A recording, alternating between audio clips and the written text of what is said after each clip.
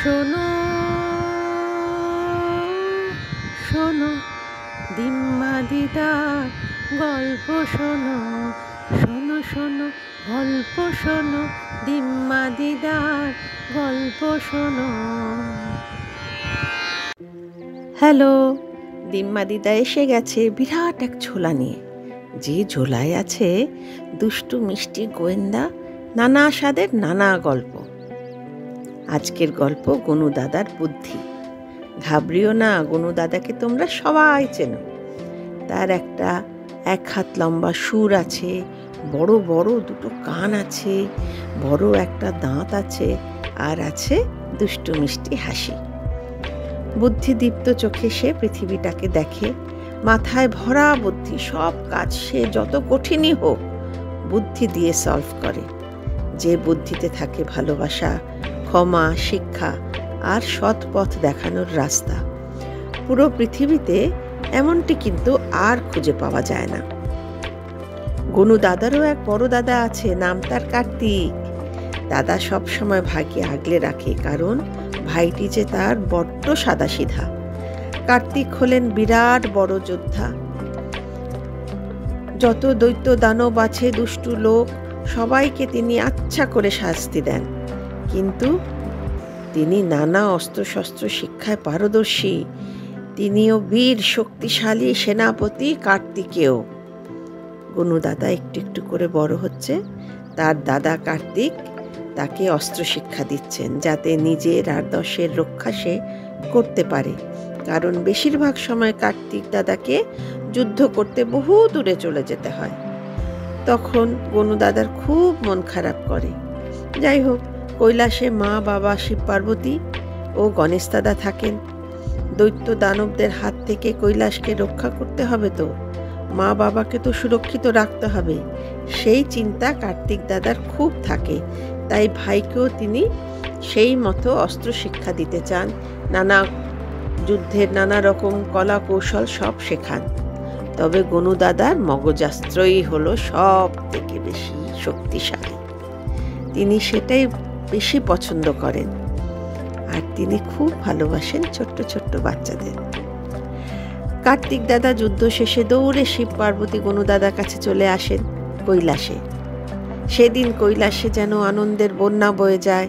নন্দী, ভৃঙ্গি, অন্যান্য অনুচররা সেদিন দৌড়ে দৌড়ে সব জোগাড় যন্ত্র করতে ব্যস্ত থাকেন। মা দুর্গাও সেদিন নানা রকম পদের নানা রকম রান্না করতে ব্যস্ত থাকেন। শিব ঠাকুর কিন্তু সব সময় ভোলাভালা চোখ বন্ধ করে ধ্যানেই মগ্ন থাকেন। এমনি এক সময় বহুদিন পর কার্তিক দাদা কৈলাসে ফিরে আসেন। গনু দাদা সেদিন কি যে আনন্দ হয় সে আর বলার না। কার্তিক যে তার দাদা, তার বন্ধু, তার শিক্ষক। কার্তিক দাদা তাকে যুদ্ধের গল্প শোনান। দৈত্য দানবরা কেমন সব দুষ্টু বুদ্ধিতে, ছলা কৌশলে ভালো লোকদের মারার চেষ্টা করেন, আর কিভাবে কার্তিক দাদা তাদের পরাস্ত করেন, নানা রকম সব গল্প। গনু দাদা কিন্তু সব মন দিয়ে শোনেন, আর দাদার জন্য তার বুক গর্বে ভরে ওঠে। আবার দুষ্টুমিতেও দুই ভাই কম যান না।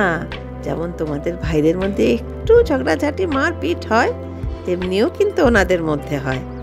একবার যুদ্ধক্ষেত্র থেকে ফিরে আসার পরে দুই ভাইয়ে হাত ধরাধরি করে গল্প করতে করতে কৈলাসের একটা জঙ্গলে ঢুকে পড়েন। কৈলাসের বাইরে গনু দাদার একা যাবার অনুমতি একদম ছিল না। শুধুমাত্র দাদা এলেই তার সঙ্গেই তিনি বনে জঙ্গলে যেতে পারতেন।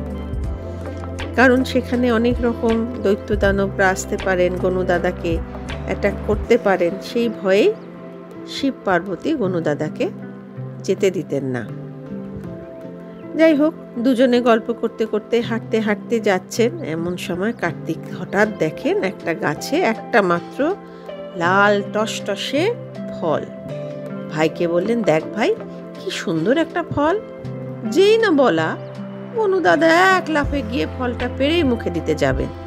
অমনি কার্তিক দাদা তার হাতটা চেপে ধরলেন, বললেন, না না, এটা আগে আমি দেখেছি, আগে আমি খাবো। গনু দাদাও বললেন, কেন? এটা আমি তো আগে পেরেছি, তাই আমি খাবো। এই নিয়ে দুই ভাইয়ের ঝগড়া শুরু হয়ে গেল।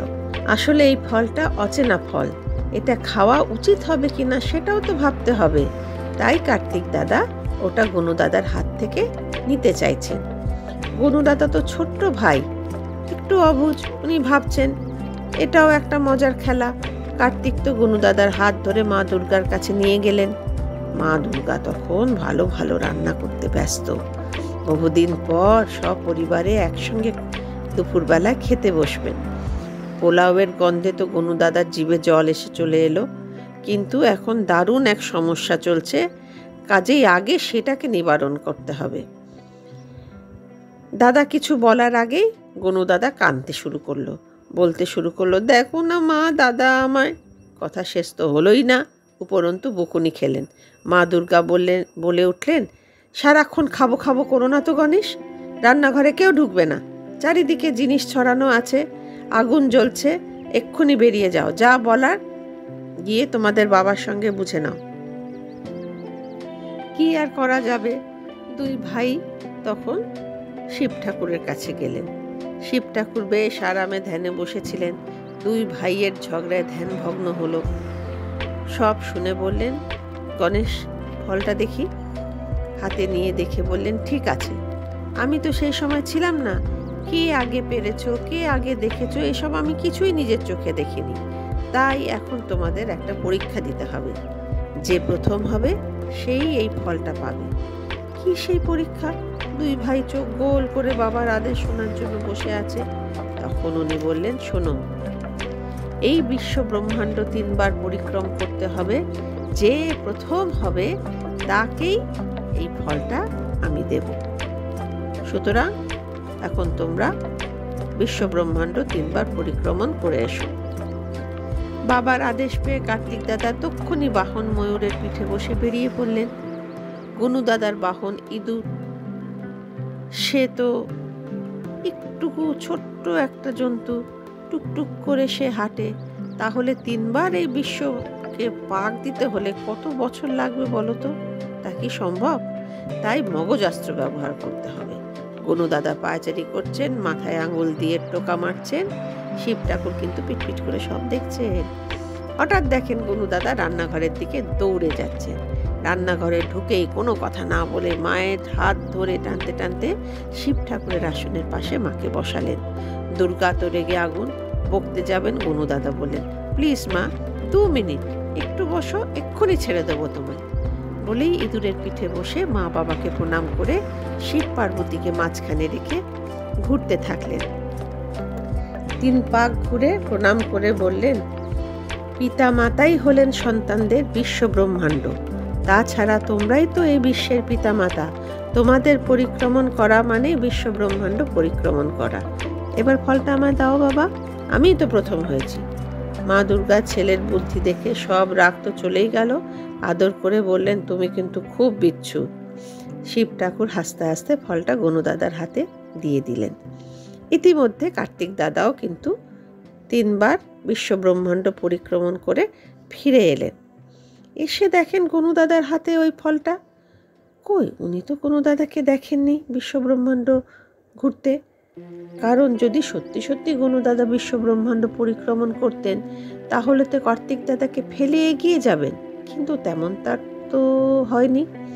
নিশ্চয়ই মা বাবার কাছে বায়না করেছেন, কান্নাকাটি করেছেন, মাও তাই ফলটা ওকে দিয়ে দিয়েছেন। কার্তিক দাদা এতদিন পরে বাড়ি ফিরে কিন্তু মা বাবার উপরে একটু অভিমানী হলো। মা দুর্গা সেটা বুঝতে পেরেছেন।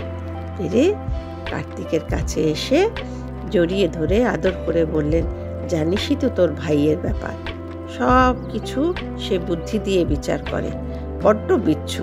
আমাদের বসিয়ে 3 পাক ঘুরে নিয়ে বলল, বিশ্ব ব্রহ্মাণ্ড 3 পাক ঘোরা হয়ে গেল।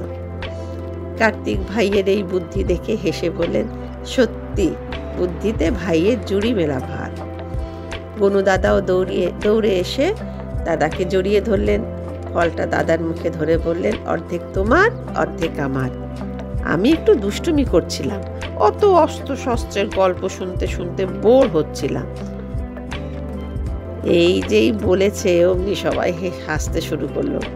গনু দাদার গাল টিপে আদর করে কার্তিক দাদা বললেন, ও এই দুষ্টুমি হচ্ছিল, দাঁড়াও তোমার মজা দেখাচ্ছি। মা দুর্গা বললেন, আর এখন হুটোপুটি না, হাত ধুয়ে সব চলে এসো, খাবার রেডি। গনু দাদা পেটে হাত দিয়ে বললেন, মা মোদক বানিয়েছো তো?